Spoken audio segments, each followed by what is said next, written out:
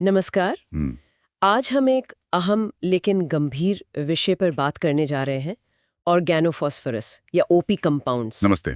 हाँ, ये वो रसायन है जो खेती में कीटनाशक के तौर पर बहुत इस्तेमाल होते हैं। और हमारी जानकारी ये बताती है कि ये जितने आम हैं उतने ही खतरनाक भी हो सकते हैं। बिल्कुल, खासकर गांव के इलाकों में या जो लोग सीधे खेतों में काम करते हैं, उनके लिए खतरा ज्यादा है। हाँ, और दुखद बात ये भी है कि कभी-कभी लोग, जैसे कोई किसान है, तनाव में आकर इसे पी लेता है। ये जानबूझकर हो या गलती से, भारत में ऐसे मामले होते हैं। जी, होते हैं।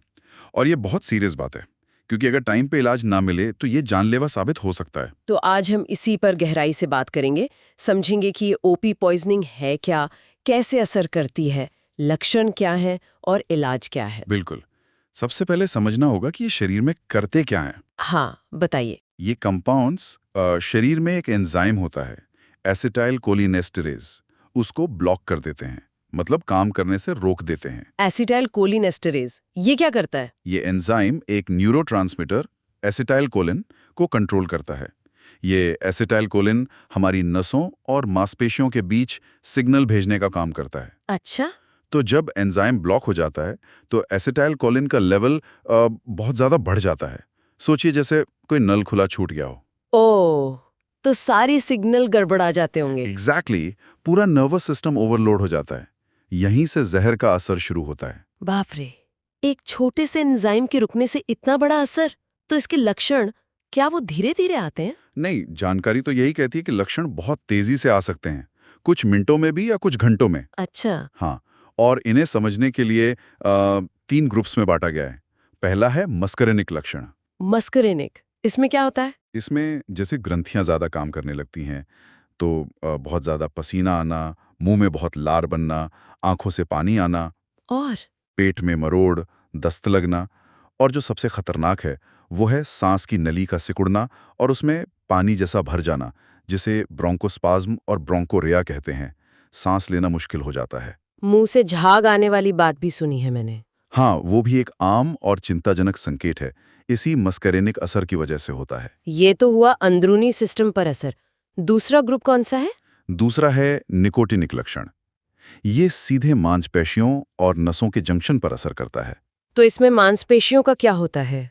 इसमें मांसपेशियों में फड़कन हो सकती है, जैसे वो अपने आप हिल रही हों, या फिर कमजोरी आ सकती है बहुत ज्यादा। ओह। दिल की धड़कन तेज या अनियमित हो सकती है, और सीरियस केस में पैरालिसिस मतलब लकवा भी हो सकता है। लकवा, मांसपेशियों का। हाँ, जिसमें सांस लेने वाली मांसपेशियां भी शामिल हो सकती हैं। वो बहुत खतरनाक स्थिति है।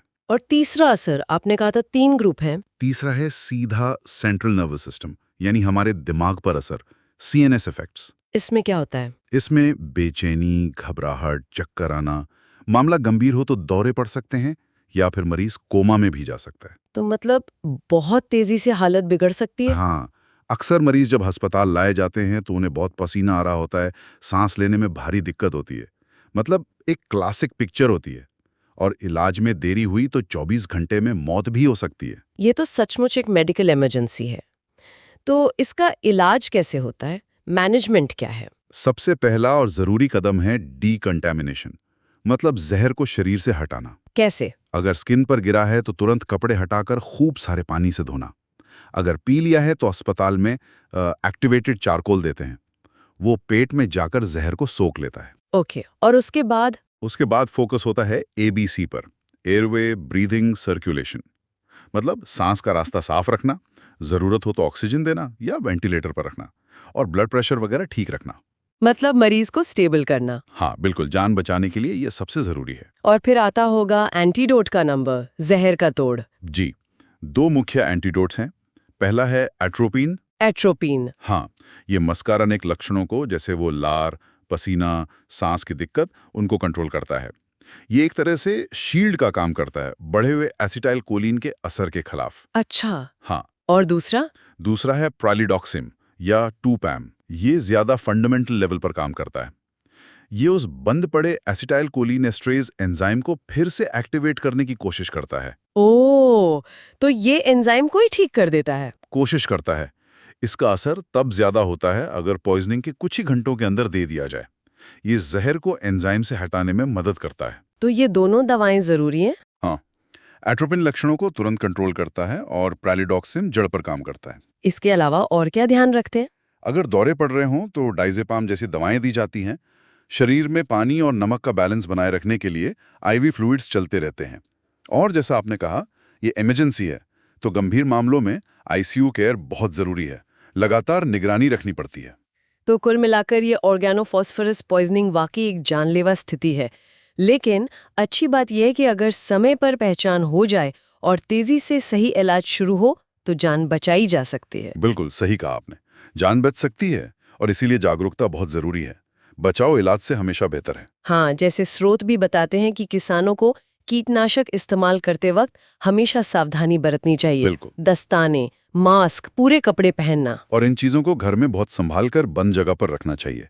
बच्चों की पहुंच से तो बिल्कुल दूर। और एक बात जो मुझे बहुत अहम लगी इस जानकारी में, वो मानसिक स्वास्थ्य से जुड़ी है। अगर कोई व्यक्ति तनाव या डिप्रेशन में है तो जहरीली चीजें उसकी पहुंच में नहीं होनी चाहिए। बिल्कुल। उसे सहारे की ज़रूरत है, इलाज की ज़रूरत है, ना कि जहर की बोतल की। हाँ, और यहीं पर एक बड़ा सवाल उठता है ना? कि हमारी खेती के तरीके, इन खतरनाक केमिकल्स की इतनी आसान उपलब्धता और गांवों में मानसिक स्वास्थ्य सेवाओं की कमी या उस पर बात ना होना, ये सब चीज़ें कैसे आपस में जुड़ी हुई हैं? इस पर शायद हमें और सोचना होगा। सही कहा। ये एक जटिल मुद्दा है जिसके कई पहलू हैं। बहुत बहुत शुक्रिया इस जानकारी के लिए। शुक्रिया।